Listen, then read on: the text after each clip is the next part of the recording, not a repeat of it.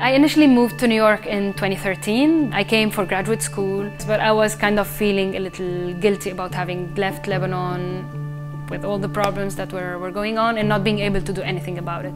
At the same time, clearly, I was here.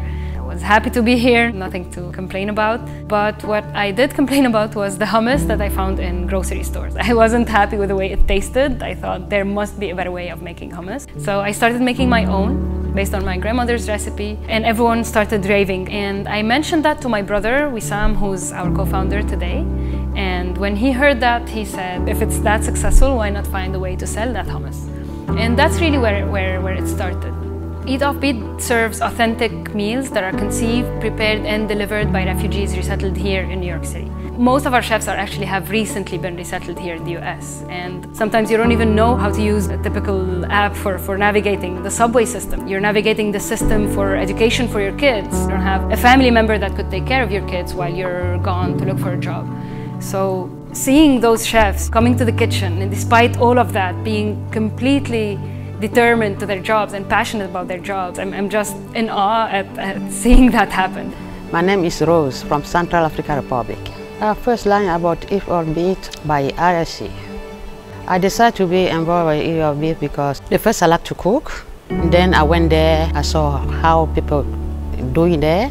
I said, oh, maybe this is gonna be good for me. It was important to see themselves as working, regular employees, so that if at any point they want to join a different company later, they've been through the entire process of working for a for-profit company. Several of the chefs enjoy where they get to meet the customers, and especially where they get to hear them saying, oh, we love your food, we love this or that dish, that they got to know a new aspect of a certain country that they had never thought of. Kind of makes them feel very proud. My name is Nasrin. I'm from Iran. I'm so happy working in Eat Offbeat. Everybody in different country, but everybody is very kind.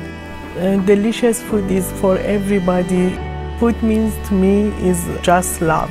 I know Eat Offbeat is making a difference when I see one of the chefs who's come less than 2 months ago, already becoming more fluent, getting a job, managing to find a new place to live for her and her family, and more comfortable, more confident. When we first launched, we had 3 chefs, and we were still operating at maybe 1 or 2 catering events a week. We did not have any suppliers, we don't have any contacts. Seeing this grow, we have more people coming in, we have more recipes featured on the menu, we have more customers. Over 30,000 people who have already tried the food.